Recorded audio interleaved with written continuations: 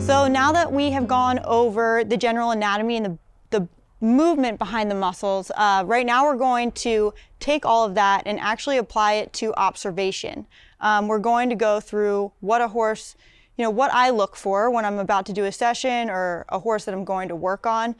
There's various steps that I take. So the first one is just looking at the horse the way he naturally stands, and it's very detailed. So I start with the head. I mean, you can get as detailed as looking if the ears are even, the eyes are parallel, the jaw is parallel.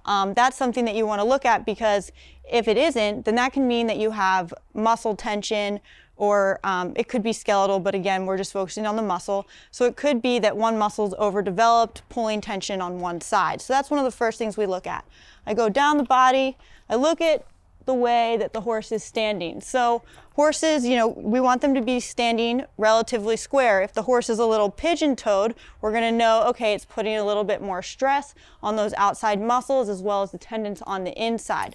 So all right, so after I look at the head, Colin is super playful, by the way. So if he walks, it's just good because we're showing you some movement.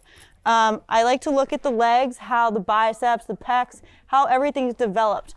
He's a little bit more developed on this side, so that's something I'm going to take into consideration when looking at him from a movement standpoint as well. But overall, very square, good hooves, good bones. So that's my first initial look. Then I look at them from the side. So here's a great side view of Colin, and where I'm going to start, again, from the front. And what I'd like to point on is the horses all have a flow of energy. So I'm kind of trying to do this in the same flow that we get with the way their body works. So we're going to look here, no overdevelopment here, no overdevelopment in the brachiocephalicus. He has a very good, well-developed neck. So if you see anything built up, obviously that's going to be an area of tension that you want to address. Another important part to look at is the shoulder here. If you have a really big buildup of muscles, so just look at that, see if it's even. Then we get to the top line, you have the scapula.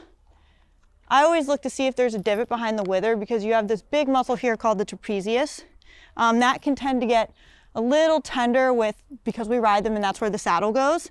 So if you have big divots here, it's usually because the muscle's weak and it hasn't developed because it can't. So you would need to relieve that tension there. But as you go through, you want to make sure they have a really nice top line. All horses are different. So again, what's good for one horse may not be good for another. So Colin's built very well, so we're just going to go off of that. But he has no dip in the back. He goes a little bit up here, right? So I see that and I'm like, okay, he has a little bit more of an angle right here. The saddle is obviously going to sit here. So he's going to be a horse that's a little bit more prone to that lumbar soreness that we were talking about. In regards to how he's standing, his legs are positioned very well below his trunk, where his head's positioned. He's not weighted back, he's not weighted forward, so everything looks very even. Again, just things to look at. We look at the abdomen. If you have a horse that's really, really round in the bottom, that may mean that it's descending, that they're not really using their core muscles. And you're gonna see that in the back. The back's gonna also start to go. As we move to the hind end, I like to see, he likes to stand with this left leg back, and I only know this because I know Colin. But overall, he has a very well-developed glute muscle. Nothing super tight all the way down here. He does get a little tight there, so that's just something else to look at, but overall very even. So we looked at the left side, and I always urge people to look at the right side. Instead of doing that, we're just going to go to looking at the horse from behind. Okay, so when I look at them from the hind end, I usually like to look at them square, so kind of like your guys' angle. And what I do look for is standing a little bit square in the back. He tends to stand a little bit inward, and that's kind of in relation to what I was talking about that left limb coming back. I also like to look at pelvis evenness. Obviously that's going to change when they're moving, but we're going to look at that in motion. So again, looking for evenness. Very even down the legs, down the limbs. And another important part that we often forget about is the tail. The tail levitator muscle is super important because if you think about it, all the power from your horse comes from behind. This whole area is what gives you motion. Okay, the forehand is it's almost like a shock absorber. So you're not creating power from that area. It's more like the flow of energy is coming through there, right?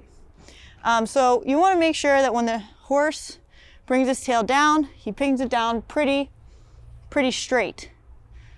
And when we get to the next section, I'll go through stretches that you can actually do for the tail.